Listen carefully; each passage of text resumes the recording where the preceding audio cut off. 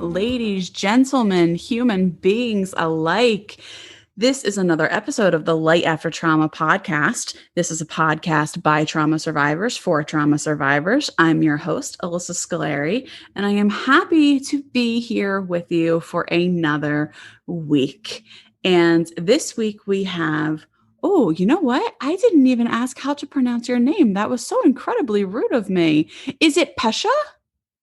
It's Petia. Petia Kolibova. You got it perfectly now.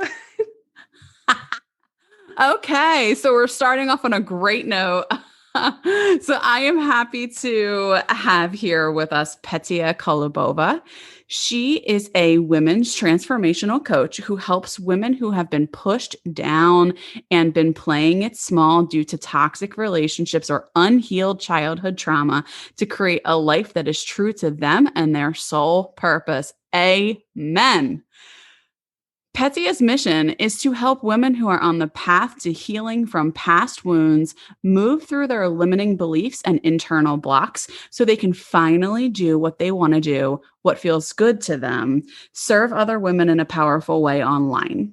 Petia pairs feminine flow with strategic planning to give entrepreneurs immense clarity and exact steps to transition from side hustler to CEO. If she's not interviewing on her podcast, Unapologetically Abundant, working out, or reading, you will find her in nature, disconnecting from the world and connecting to herself. Welcome, Petia. How are you? I am doing amazing. Thank you so much for having me, Alyssa. And actually, I found it really refreshing that you didn't ask me how to pronounce my name, because anytime I jump on an interview with people, they're like, okay, so before we even introduce each other, before we start talking, how do you pronounce your name? So I was like, oh, this is kind of nice, kind of refreshing, So you were being original, unique, and look how beautifully it played out. Yeah.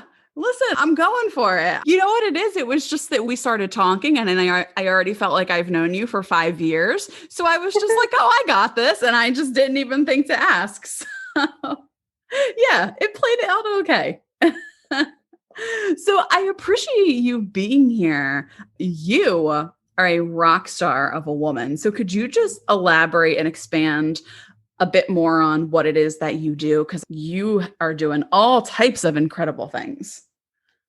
Well, thank you so much, Alyssa. That's so beautiful. Such a beautiful introduction. And, thank you for calling me rock star. I think it's very sweet of you. And if you would have told me this like 15, 10, heck, even 5 years ago, I wouldn't see myself as a rock star. I would see myself as a rock on the bottom, really. Because back then it wasn't me who has a podcast, the love of her life, who she's getting married in 2 months and having my client, right? And having a 6-figure online coaching business. 5, 10, 15 years ago, I was very insecure. I felt that I'm unworthy, unlovable. And I was attracting the experiences that were just confirming that. They were confirming my feeling of unworthiness. I went through depression, anxiety, antidepressants. I went through the attempts of suicide, suicidal thoughts, eating disorder, and really the feeling that I'm just a waste of a space. Like, why am I even here? It didn't make sense to me. Like, why am I here?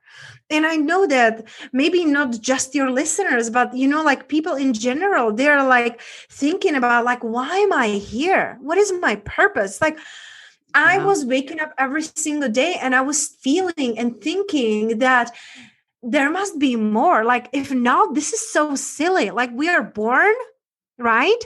We go through the darkness, then we get the job, maybe get married, couple kids, and then die. I was thinking that if somebody like higher power, whatever you believe, universe, God, created this is pretty silly. Let me tell you.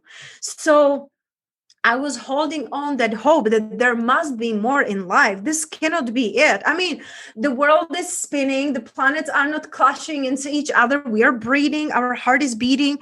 We don't have to control these things. So I wanted to believe that whoever is controlling these things that we don't have to think about has a higher intelligence than just bring us here, go through some suffering, go through glimpses of fun or joy, and then die. Yeah. And that's something that really, it was just this like unstoppable curiosity in me to like try to figure it out. So I was trying to figure it out through doing all the right things. I went to school. I went to fitness competition. I got married. I was like doing all the right things, checking off the boxes. I got my bachelor's in marketing. I got my MBA. I got a great corporate job that I was like raising the ladder, right? And I felt empty and I felt miserable. And I thought to myself, something must be wrong with me. What's wrong with me? Like people look at me and they're like, oh, you have such a great life. Look how handsome husband you have. Who could have known he's a narcissistic and very, very like different person behind a closed door that what you can Right. The see. things that people can't see. Exactly. Exactly. And I felt so much shame and so much guilt because when people would look at my life, everything on the outside looked great, right? I have a great body. I have a great job. I have a great looking husband, right? What's wrong with me that I'm not appreciating what I have? But the things that I had were not things that were meant for me because I was not true to myself. I was doing all the things that I thought that I should. And Yeah. those things that we think we should are not things that are true and right for us. Yes, it's this idea that I think is ingrained in people that you have to achieve really like the American dream, right? Climbing the corporate ladder, looking really good, working out, having a really handsome or good looking partner, having money. And it's like, well, these are the things that make you happy. And then you attain all of those things. And it's like, oh, but I'm still really miserable. Yeah.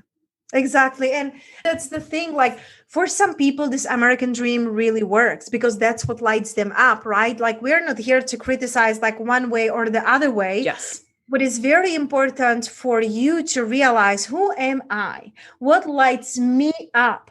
Because doing all those things, some people, listen, my mentor, I have a business and marketing mentor. She's my friend. She's my mentor. I love her to life. She's making between $100,000 and $600,000 a month. A month. And she is absolutely incredible, like piece of human being. I love her to life, right? It turns her on, it lights her up. She is a genius. She is a marketing goddess. That's how I have her like saved in my phone, Shannon the marketing goddess. And this lights her up. The spreadsheets, the numbers, the marketing, for me, it drains me. It Yeah. drains me. That's why in my business, I created a flow, feminine flow and strategies that feel good to you. So you don't have to be working hard and hustling. For her, it turns her on. For me, it turns me down. Yes. So we get to ask ourselves, what are the things that really I'm curious about? What really lights me up? Those are the things that are going to take you out from that darkness, from that feeling of meaninglessness. Those are the things that you get to start giving yourself permission to feel and to feel it all, not to bury or numb your feelings. Give yourself permission to feel it all. That's what's going to make you really feel alive. Yes, because if you keep pushing down that feeling that's coming up that says something's not right here, then I find that we end up finding ourselves back in the law of attraction. And speaking of which, I think what you started off with the podcast and what you were talking about was really like what the law of attraction is. So would you mind sharing with the listeners what is the law of attraction? Because it's so easy to get caught up in when we don't honor that feeling. Absolutely. And I love that question, what really is the law of attraction? And it's funny because some people are like, oh, that's woo-woo stuff. I don't believe in that. It's like saying like, oh, I don't believe in gravity, right? That doesn't apply to me. Whether you like it or not, it does apply to you. And it's like likes are attracting likes. Just think about it. You wake up in the morning and you're feeling like, oh, I don't want to wake up. I don't want to go to my job. And everything starts to be looking gray. Everything starts to look like overwhelming and frustrating. But if you can wake up in the morning and just like connect with your body, connect with your breath, and really think about the things, what am I really excited for today? You get to step into that positive expectation. Because when we're expecting the best and when we're expecting the positive will come. And even if some challenges will come, like traffic or people you don't want to deal with or traffic ticket, whatever it is, right? It's not going to be such a big of a deal. Give yourself permission to create the life you truly desire by being what you desire. Like, you get to be it first. It's like going to your garden, planting apple trees and waiting for pears to come. It won't happen. Yes. So everything you're planting out there, it's going to happen. And listen, it's not like I have made it. It's not like my life, it's perfect. We all are going through the things and, like ebbs and flows in our life. However, these ebbs and flow are not going to be the highest high and the lowest lows. Not anymore. And that's something that, law of attraction really helps you. And, I remember the first time that I started to learn about law of attraction, and I had a negative thought. I was like, oh my gosh, I screw it up. Now something really bad will happen. I was so paranoid, oh my God, I thought about that, right? It's not like that. Yeah. I feel like our first thought, it's this instinct, right? Instinctual. It's this first glimpse into what could be, right? You're waking up and you're feeling negative. Don't worry, choose again. That's the beauty. Each and every moment, it's a new moment and you can always choose again. And that's what I love, because sometimes we're feeling frustrated or overwhelmed. Do something that brings you joy. I go to the park, I go for a walk, I kiss my dog on her belly. That makes me happy. That makes me the happiest. Puppy belly kisses are the best. Right? I love her to life. She is such a joy, just playing around. Or I go take a shower, or my fiance, he does I can do it myself, but he does EFT tapping on me, just the tapping on me on the meridian points. Yes. Yes. Because that really helps you to first of all, just to get present, slow down, get into your body, but also tapping on the energetical points that you can shift the energy, you can shift how you're feeling. So it's fun. Yeah. And I love that you pointed out that just because I recognize the law of attraction and I recognize that I'm getting kind of what I'm putting out there, and just because I'm working on that and I'm actively trying to change things, doesn't mean that I'm never going to have lows. It just means that it's going to be so much easier. It's just different. It's more doable than suffering. It really pulls you out of a place of suffering and a place of meaninglessness. What is the point of anything? Absolutely. And it's really important to remember, because I even remember, when I started my journey, I used to be comparing myself with people who were a couple steps ahead of me, or were doing the things or having the things that I wanted to.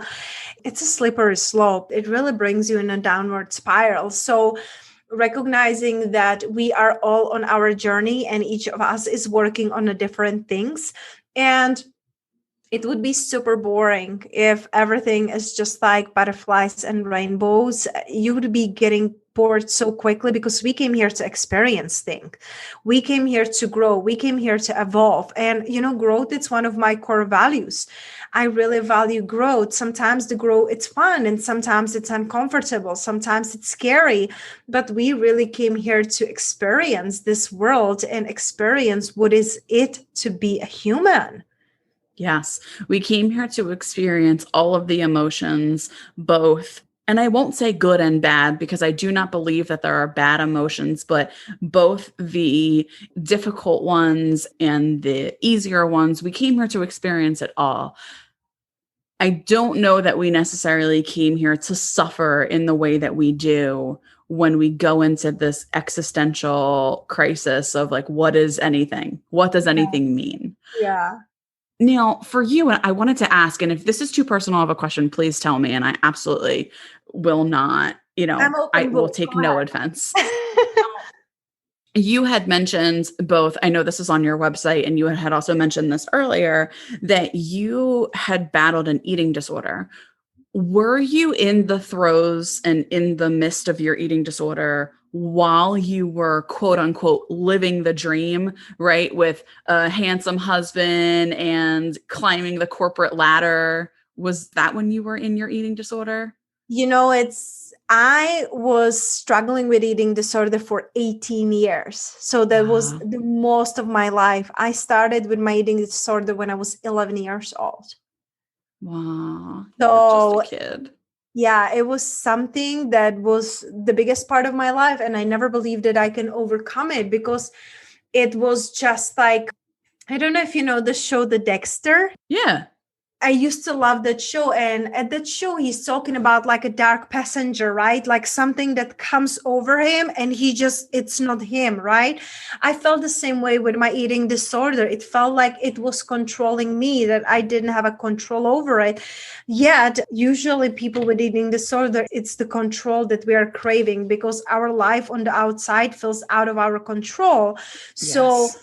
we want to have control over something in your body or what you're eating is. And I was feeling so empty on inside in my job, in my relationship, that I wanted to feel fueled. And when you eat 10 donuts and French baguette and ice cream, you're feeling pretty filled, right? So I'm like saying it Yes. jokingly, but back then it was really challenging because I didn't see it end. I didn't see how it would be possible to ever end. So, to answer your question, yes, it was part of my life for most of my life. And I healed when I was almost 30 years old.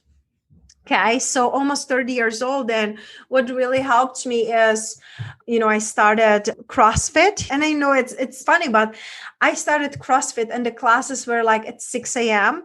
And I had to wake up really early. So if I would be binging and purging the night before, I would be really exhausted. I couldn't do anything. I felt like I want to like die on the workout. So Mm-hmm. what I did, I was working out like 3 to 4 times a week. So I told myself, I will skip this day, just one day, just so I can sleep and work out. And then tomorrow I can binge again. So that Yes. really helped me, just one day at a time. And then 2 days, because I was working out 2 days in a row. So that really helped me to have something, right? So it's really, even if you don't work out, it's like one day at a time. I can do it. Ask for help, right? Now it's so much easier than before. This was like almost a decade ago. So it wasn't as easy as podcast, Instagram, all these things that are so easy nowadays, accessible for us, than it was a decade ago when I was like feeling alone and ashamed and guilty. Yeah. Yeah. And how did you? Because what you do right now for your job is bringing people out of the shame and the guilt, particularly women, which sidebar, or maybe not a sidebar, but sidebar for a minute. Is there a reason why you specifically chose to work with women and women's empowerment? I love it. Can't keep the woman down. I am here for it. Applaud you. But I'm just wondering, was there something specific that led you to be like, I'm working with women and women only? I love that. And thank you so much for, recognition of my work. And one of the reasons why I became coach is because I needed this. I needed someone to give me hope. I needed someone to hold my hand. I needed someone who would be listening to me. Because when you think about it, our biggest traumas come from us when we were growing up, not feeling loved, heard, and seen. When you don't feel Yes. loved, heard, and seen and understood, then you're bringing it into the adulthood. And that's all I brought up into my adulthood, feeling unseen, unheard, unlovable, and doing crazy things just to be seen and to be validated, and outsourcing my worthiness and happiness in other people. So that's why I became coach, and why I became women's coach is, before I was doing a life coaching, life and business coaching with women, I was a personal trainer. It was part of my journey, and I would be working with men and women. And I started to really go within and ask myself, why is it that some days I'm really like lit up and feeling amazing, and some days I'm just like dragging into doing the things, right?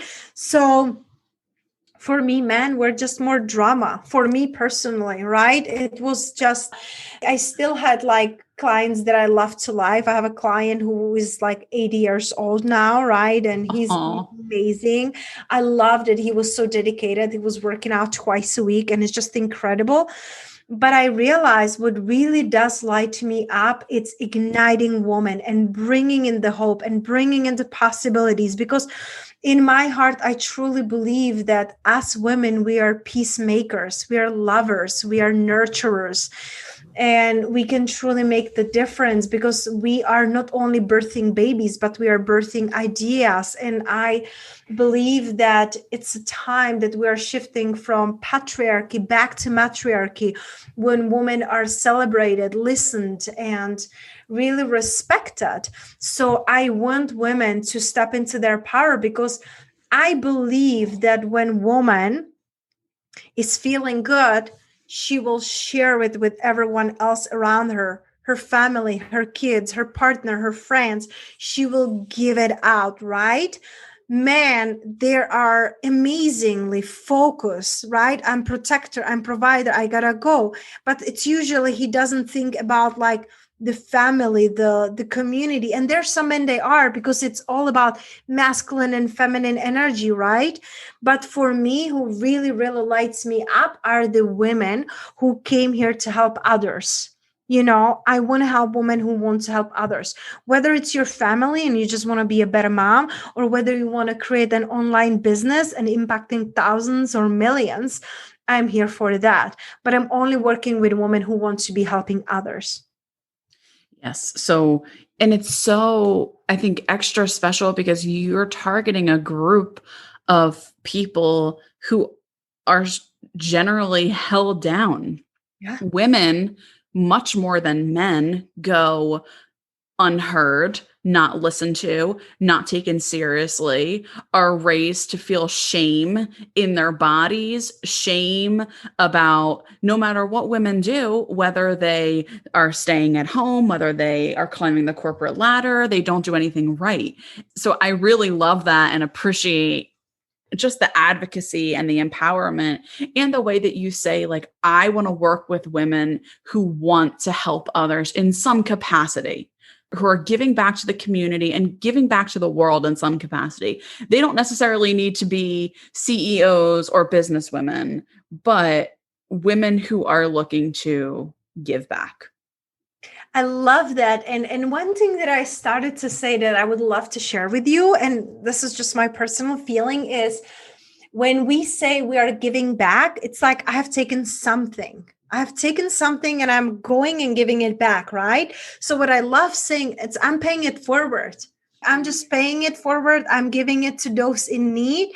Because when we say I'm giving it back, I didn't take anything from anyone. So why should I give something back, right? I'm paying it forward and I'm giving it to people who are open to it. Because not So true. everybody is. Yeah, it's so true.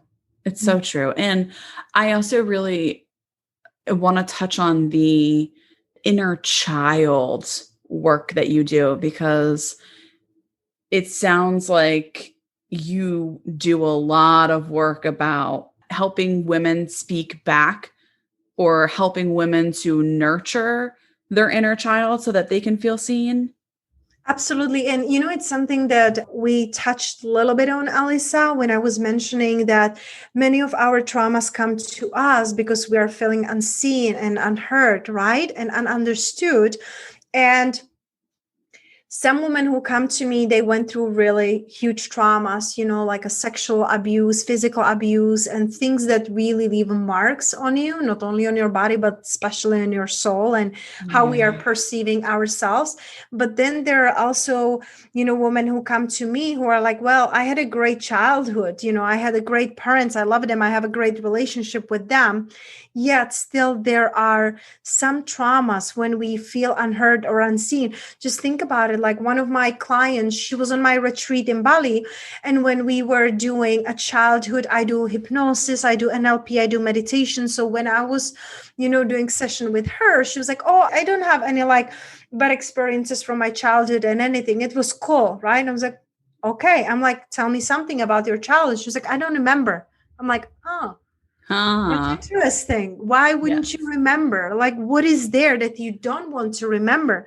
So I just invited her there. I took her there through hypnosis, and we find out that she really felt abandoned by her father because her father didn't come at night to cover her, to tackle her, because he was busy working. And so she felt unworthy because her dad didn't make time for her just to cover her. And this is when you think about it, this story, it's like the dad would have different perception, like, hey, I love you so much and I want to work and I want to make money so you can have a better life than me. So I am proving you my love. For her as a little girl, Yes. daddy is working, daddy is busy, he doesn't have time for me, he doesn't care, he doesn't love me, right?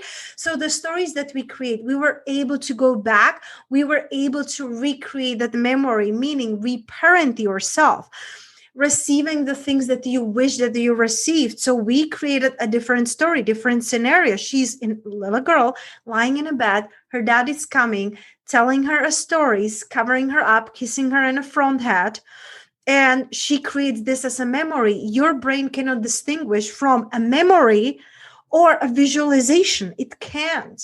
Yeah. It can feel the same way. Just think about it when you're watching movies. Listen, 5 minutes in a romantic movie, I'm already crying. We went on a wedding last weekend and they just start playing music and I'm crying, right? So it can take us back and we can feel it into our body. So recreating, reparenting yourself. Thank God that we did that, because a few months after the retreat, she reconciled with her father. She was able to recreate the relationship. She spent a couple months in Europe with him. He passed away. Wow. If she wouldn't done the Oh, full retreat, body chills. uh-huh. And I just had a, because she's local here, we had a VIP day experience together, which means spending all afternoon with me. And she told me, like, I want to thank you enough. And again, because I cannot thank you enough for how you helped me to reconcile with my father. Because I could just leave it there and I could just say, like, okay, you think you had a cool childhood. Okay, great. Next, Yeah. right? But it's me trusting my intuition, and each and every one of us has it. Trust your intuition. Don't bypass things. You bypass things, you bypass love, you bypass life. Don't do that. That's why I do the inner child healing. Each and every one of us really need it. No matter what your childhood was like, I can promise you there were things that hurt you. One of Yes. my clients, we were working on her parents. They went in, big store, like grocery store, like Costco, when she was a little girl. They went shopping. She got lost and she had a trauma from that. I mean, they found her. Come on, it's Costco, right? They put her in a register, Right. pick her up. It's like 10 minutes later, but she had a trauma of being unseen. So she went into the introverted stage of, like, I don't matter. I'm not meant to be seen, because if I would be seen, my parents wouldn't leave me behind. The stories we create as a little kids, it's important for you to go back, because if you don't go back, you are going to do this over and over and over again in all of your relationship, with the relationship with self, relationship with money, relationship with your family, relationship with friends, at work. You will keep recreating it because that little child wasn't taken care of. Yes. And I really appreciate you pointing out examples that are less severe, because I think that trauma is not necessarily about the event itself. Not, I think, we know research tells us trauma is not about the event itself. Trauma is about the narrative that you've created around the event, or the way in which the event was handled, etc. So I think it's really important to point out that none of us go unscathed in our childhood. We all had moments of feeling unseen, unheard, unloved, unwanted, whatever you want to call it. Absolutely. And, it's really important to recognize and acknowledge your feelings, right? Because like my client told me like, oh, there was no big deal. There was no nothing, right? Because she made it a not big deal, but because she just put it under the rug instead of like looking at it and how did I really feel? How does it make me feel now, right? So acknowledge your feelings. It's not that something is bigger and something it's smaller trauma. If it hurts you, validate that feeling, but you don't have to validate it and sit on it. It's when we can look at those feelings and acknowledge them that they can go through us versus us. Oh, this is not big deal. Oh, this is already in the past. Then it sits in our body and it shows in a disease. Yeah. Yeah, exactly. Exactly. It does turn into disease. I love that you pointed that out because I think that it's so true when we keep it in, right? And then again, there comes that law of attraction where we're keeping things in.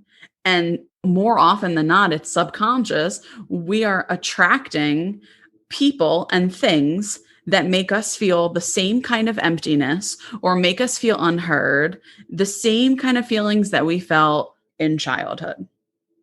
Exactly. And that's why it's really time for you to shift. And it doesn't matter if you're 20 years old or 60 years old. The time it's really now to start taking care of you and bringing into awareness and giving yourself permission to live a life that it's true to you. Now, how do you help people? And this is a loaded question. And I'm not sure if it's maybe too broad, but I'm just thinking back to the woman who was able to reconcile that relationship with her father. How would you help somebody where that wasn't an option? I'm sure you've had plenty of women who are estranged from their families. Their parents had difficult childhoods for reasons that really aren't able to be reconciled. I love that question. Sometimes we just get to do the work on ourselves, do the work for us, not like for them, right? For her, it was amazing. She was able to go back, talk to her dad. Maybe your parents don't want to speak to you, right? Maybe the parents, they are not here anymore. Maybe it's not a parent, right, who hurt you. Maybe it's someone who just, it's not even in your sphere. So what I do in those cases, I have a forgiveness framework that we do together because it's really important to forgive not only them, but to yourself. And the forgiveness framework, it's not just a forgiveness letter because I done like hundreds of those and I was still pissed and I was still like frustrated and I was still hurt. And I'm like, okay, I burned millions of letters and I'm still feeling it, right? But I created a forgiveness framework where I guide my clients through the steps of shifting their perception. And like you said, like rewriting that story, right? Like first, like when it is like it's framed as a letter, but it has a specific steps that are consciously you're hurt, right? Consciously, like, this person hurt me, this person like made me harm, or this is the story that I have about the person. So your conscious mind wants to keep you safe. The conscious mind wants to keep you protected and will say like, stop, you cannot forgive this person did you wrong, whatever it is. So when we work on the forgiveness framework, it's the subconscious mind. So the words that I'm using, the questions that I'm using, the writing, the letter that I'm using, it really goes to your subconscious mind. So it surpasses the conscious mind where there is still some pain, hurt, and resistance.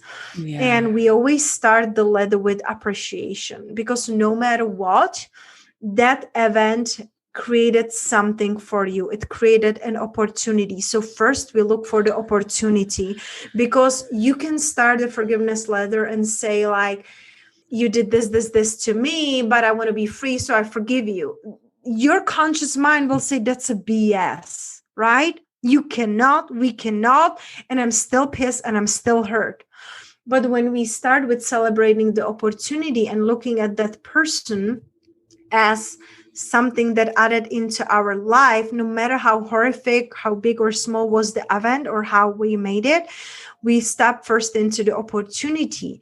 And then where I take them, it's looking at this person as, again, a little child. That's when the inner child comes in the work, because you're going to be looking at person who is adult differently than you will look at the, small 5-year-old who is scared, who screwed up, who is afraid, who, how did they grow up? Do you know that? Right? If not, still imagining them like a little child, and then thank them and tell them why they're not right to be in your life. So, for example, when I was doing the forgiveness framework, I did it for one of my ex-boyfriends. I wrote it down and I say, dear so-and-so, I say, thank you so much for showing me what does it feel like when a woman is treated like a goddess and you give her massages and bring her gifts and bring her flowers. That was so beautiful.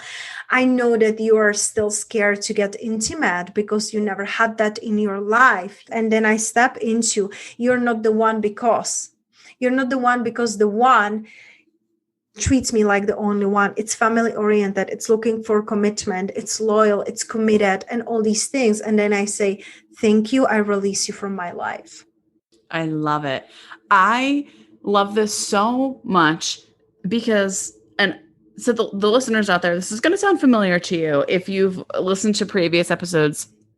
So I have a private Facebook group where I post these daily engagement posts, and there are quotes. And one of the quotes, and this quote is, I think, one of the most controversial ones in the group. It's a group for trauma survivors. And this quote reads, "Someone I loved once gave me a box full of darkness. It took me years to understand that this too was a gift." And that was a quote by, oh Lord help me, I am going to butcher this name, Pema, Pema Chodron, Chodron. This quote is one of the most controversial topics in the Facebook group because people are, I think, very triggered by it because they're like, well, I'm not going to be thankful for my abuse or thankful for what happened to me. And I understand that, but I don't think that's what this quote says. I think this quote is saying similar to what you're saying, which is, it's not about accepting what was done to you. It's not about saying, oh, my abuse was a gift. It's not about saying, I am so glad I married that narcissistic man. It's about, just like you said, a forgiveness framework and the ability to pull a gift from it. Yeah, I love that quote. And I can see why it would be controversial, because when we are sitting in our pain, we want to point out and give that pain to someone. We want to blame, we want to show, we want to, right? Like show on others and say that, oh, when you suffer, then I will feel better, but it doesn't work this way. So when you're releasing that, it doesn't make it right, but it does make it bearable and understandable, right? Because I was physically and mentally abused, because I was with narcissistic men or possessive or jealous men. Now I'm loving, I'm compassionate, I'm patient. I am going, it's funny, I think that you have this saying in America, like you go the extra mile. My client told me, like, you go extra 100 miles for your clients. Because I know what does it feel like sitting in a darkness. I know what does it feel like to be alone and not wanting to live. One time I attempted for suicide. Second time I was thinking about it again. That's why I knew I have to change my life. I didn't want to be here.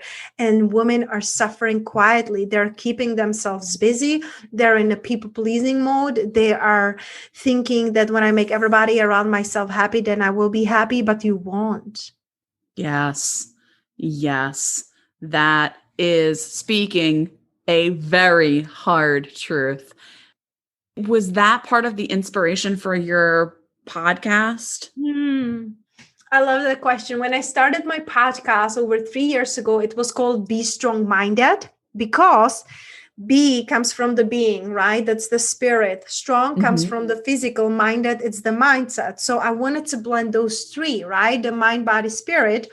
Yeah. The spirit, body, and the mind in my case. And I had it for like a year.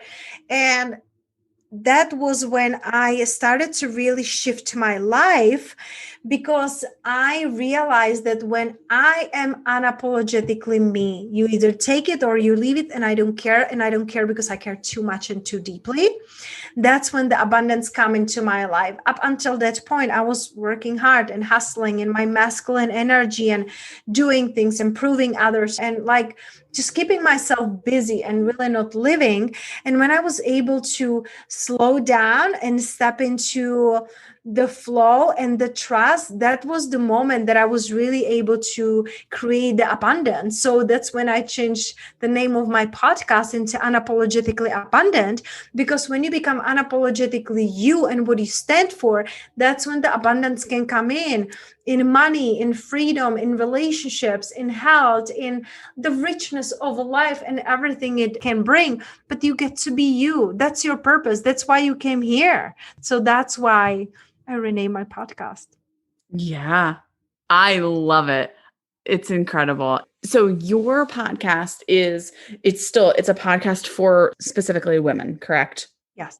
And it's all about the same principles that you work towards when you work with somebody solo, basically. Obviously not as detailed, but it's the same type of mindset. Yes, absolutely. I bring on guests who are living the abundant life and who are living fulfilled life. That's very important, to live a fulfilled life. That's what I do. And then I have a short solo episodes where I am, sharing like bits of wisdom and mindset shifts. I love it. And isn't it so beautiful when you are able to sit in a space with somebody who has become unapologetically abundant? You can feel it, you can feel Yes. it. You can feel it because it doesn't matter what you say. It doesn't matter what you do. People can feel your energy, and that's priceless. I remember like a few years ago, people were telling me like, oh, your energy, it's so amazing. I was like, what are you talking about? What energy? What? Like me at the beginning of my journey, I was like, what? And then they're like, oh, I always feel like good when I'm around you. I was like, why? Right? Like, I didn't get it. I didn't know that. But now I can see it. And even like people, when they're around me and in my life, they're like, I know. That's why I do like women's weekends, retreats, right? Just here for a weekend in Las Vegas. I do international retreats in Mexico and in Bali, because I know that the feeling is just priceless. So it's really all about how you're feeling. It's going to lead into what you're thinking will lead into the action that will lead into the results and what you are ultimately having in your life. So it all starts with how you're feeling. Yes. And it's 1,000% accurate. I absolutely feed and thrive off of the energy that you have. Absolutely. And it is one of those things that you can feel the moment that you meet somebody, and you just know. And you have it. You are the epitome and the definition of unapologetically abundant. And I love it. I am so happy that you came on the show. It has been such a joy to talk to you. So now, if people who are hearing this, if they are like, I need more of this in my life, where can they go? So I know you have your social media, you have your podcast, all of which I'm going to link on the show notes. But if people want to seek you out for services, where do they find you at? I love that question. You can find all the information like on my website, petiakolibova.com, but also you can shoot me a quick message on Instagram or on Facebook, all of it, it's Petia Kolibova. I am very responsive. I have also my team who is helping me, and you never know, like if this really resonates. There is this saying, and it's funny because my new clients always come with that saying to me: when the student is ready, the teacher appears. So if you're listening to this and you're feeling moved and you're feeling like you're truly meant for more than what you're experiencing right now, whether it's your personal life and how you're feeling and you want to attract the love of your life or create health in your body, or you want to create online thriving business, I'm here for that. I'm taking usually just a couple clients a quarter, because with the wedding and the traveling and everything that is going on, I'm very present to my clients.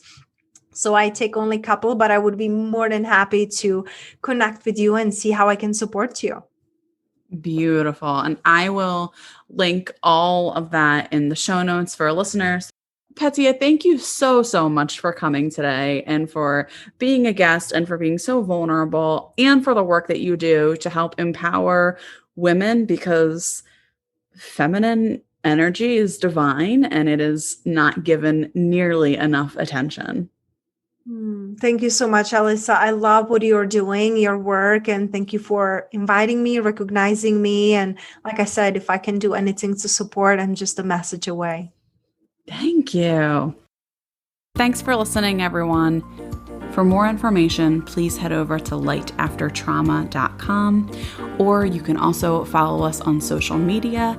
On Instagram, we are at lightaftertrauma, and on Twitter, it is at lightafterpod. And if you're on Facebook, please be sure to join our Facebook group. It is a private community where trauma survivors are able to connect and chat with one another. That Facebook group is called Light After Trauma, so just look us up on Facebook and be sure to join. Lastly, please head over to patreon.com/lightaftertrauma to support our show. We are asking for $5 a month, which is the equivalent to a cup of coffee at Starbucks. So please head on over again. That's patreon.com/lightaftertrauma. Thank you, and we appreciate your support.